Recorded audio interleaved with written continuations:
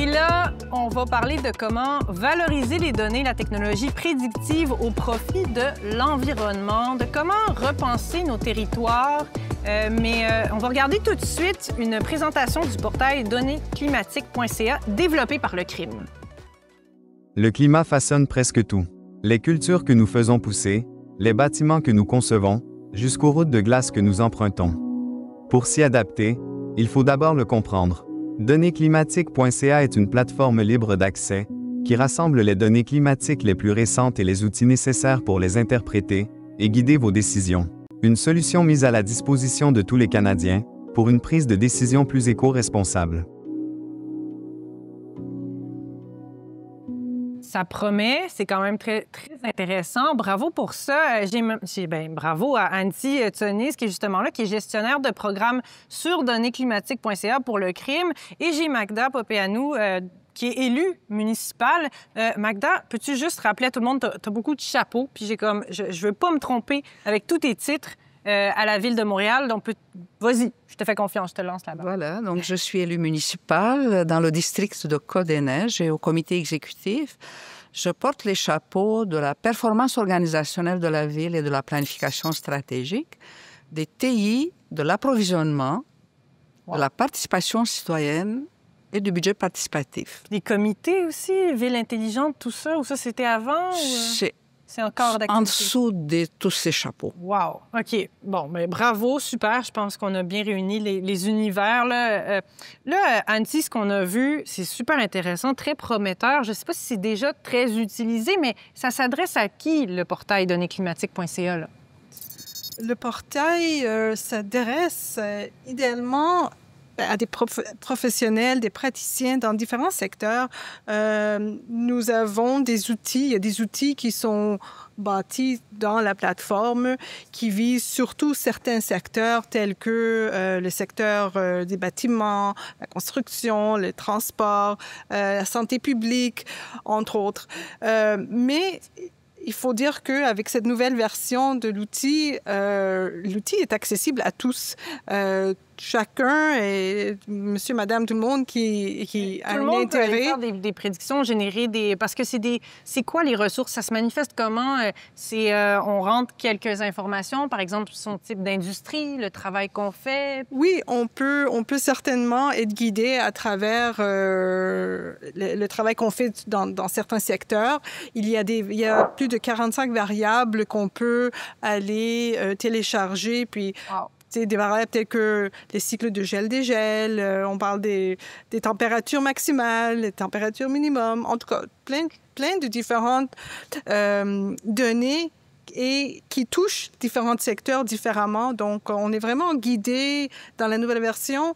On est guidé à travers toutes ces données parce qu'il y a vraiment une panoplie de données. Je testais puisque j'en comprenais, c'est que, par exemple, si on est en génie civil ou dans une firme de génie conseil, on pouvait aller entrer des informations.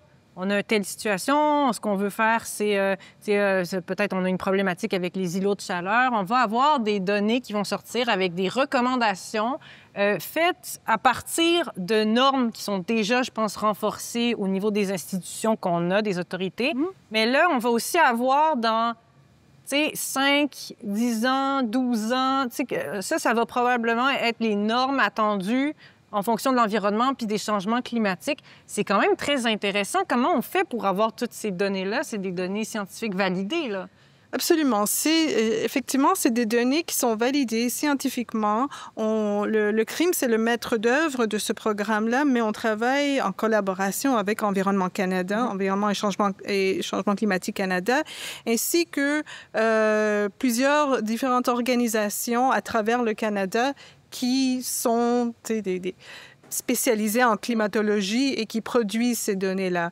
Et justement, les données qui sont ouverts aux différents praticiens. Le but, c'est vraiment de fournir cette base de données afin de leur permettre de faire des plans d'adaptation pour que la société devienne beaucoup plus résiliente au changement climatique.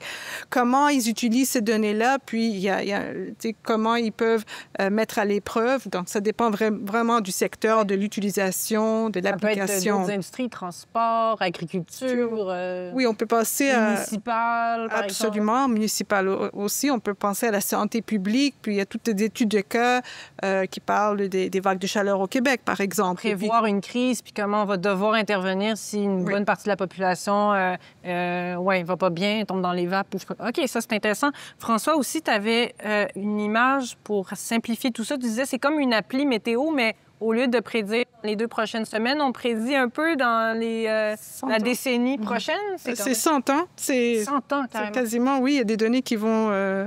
des projections dans 100 ans, donc... C'est super intéressant. Magda, quand tu entends ça, là, je sais qu'il y a des choses qui se font quand même à la Ville de Montréal. Il y a déjà des projets où on intègre de l'innovation en IA. Comment on fait, justement? Les gens pensent dans l'imaginaire collectif, on se dit, est-ce que ça va être un fiasco comme ça clique? Comment on fait pour implanter des projets au municipal comme ça, qui sont quand même très novateurs, là? Puis tu as dû travailler sur des projets similaires. Bien, voilà, vous avez la preuve qu'en réalité, les villes sont en premier front. Hein? Ouais. Vous voulez constater, nous, on doit réagir. On doit pas seulement réagir sur le tas, mais aussi avoir de la prévisibilité de nos activités futures. Donc, dans ce contexte, et puis je me tourne vers Anne parce qu'on travaille beaucoup à l'UMQ. Oui. L'UMQ a évalué à plus de 2 milliards de dollars par année les investissements, donc l'argent qu'il faut investir pour justement faire face aux vagues de chaleur, gel-dégel. Mais est-ce qu'on a assez de données à la Ville pour les intégrer? Oui, on les a intégrées. En plus de nos données ouvertes, on collabore on a les données maintenant. Et d'ailleurs, ils ont été aussi consolidés au niveau du gouvernement du Québec qui fournit maintenant, et je me tourne de nouveau vers Anne, et puis avec lesquels on collabore beaucoup. Et c'est sûr que notre avenir, c'est dans les données. C'est un fait.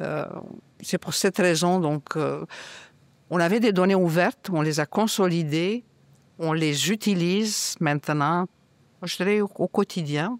On a des applications. C'est sûr qu'il y a encore beaucoup des étapes à franchir, mais on y est. Merci de rappeler qu'il y a une collaboration avec l'UMQ et le CIQ, parce que le Conseil d'innovation du Québec a d'ailleurs annoncé quand même une nouvelle assez intéressante, Anne, en partenariat avec l'Union des municipalités du Québec. Récemment, on a parlé d'un accompagnement. En fait, peux-tu nous décrire un peu le projet? Comment vous allez accompagner les 1040 municipalités dans... On parle d'adoption de l'IA, de compétences, peut-être de mieux choisir des fournisseurs de services. Explique-nous tout ça un peu. Donc, c'est à travers toute une chaîne de valeur qu'on veut travailler avec l'Union des municipalités du Québec. Donc, tu l'as mentionné, c'est 1040 municipalités. Et au Conseil d'innovation, on est 20 seulement. Et dans l'équipe d'intelligence artificielle, moi, j'ai une croissance d'équipe vraiment extraordinaire de 100 %. Donc, on est 2. Donc, comment ça se fait que 2 personnes sont capables d'accompagner 1040? C'est justement de créer des programmes de formation progressifs avec l'écosystème existant en intelligence artificielle, de nos connaissances de chacune des missions.